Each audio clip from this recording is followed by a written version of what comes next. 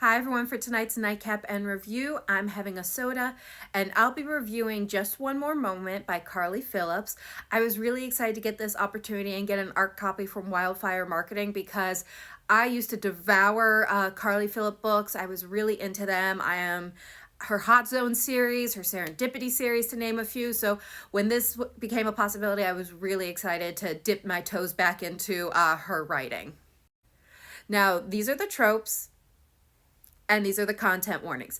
I will say there are not content warnings in this book, and there are none on her website. But as this is a mass market contemporary romance, and having read the book, while some people might not enjoy these, I don't know if they are necessarily considered triggering. Mind you, everyone's levels are different, but I would say this is suited for the mass market, so they weren't written in the intent to trigger someone, if that makes sense. But everyone's triggers should be respected, and that's what I found, if anyone wants to be made aware of those. Now, as to the rating, I am giving it 3.5. I, again, am familiar with Carly Phillips' earlier works, and I did find this writing style to be true to her style, at least from what I remember of her earlier books, and I did enjoy the book. I thought it was a very solid contemporary romance book. So I do recommend it, especially if you do like that genre of books. So what's this book about? Well, this book is about Raven, who is a manager at the restaurant that Remy or Remington co-owns with a friend. So they definitely work together and have for a while, and they're fighting their attraction for one another. Mostly it is Raven who is really fighting the attraction because she is really standoffish and not wanting any relationship with anyone at the restaurant, romantic or even friendship-wise. She is just wanting to keep her distance, and there's a reason for it, as you find out. So these two are just fighting their attraction for one another until one night at a mutual friend's wedding, they give into that attraction and they have a wild night of passion.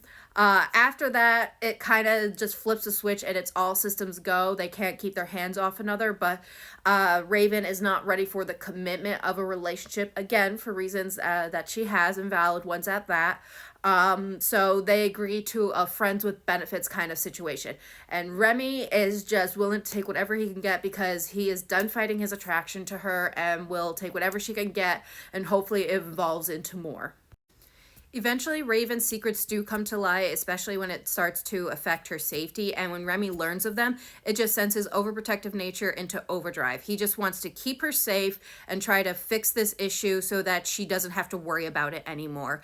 Eventually, though, the issue does become so big, she is forced to move out of her place and move with him. So it does kind of become a forced proximity situation, though they're not complaining as they're still friends with benefits, but they're feelings are starting to grow and it's starting to evolve into more than that. But Raven is of course scared because of her situation, but Remy is willing to do whatever he can to convince her and keep her safe, so that he could be with her long term.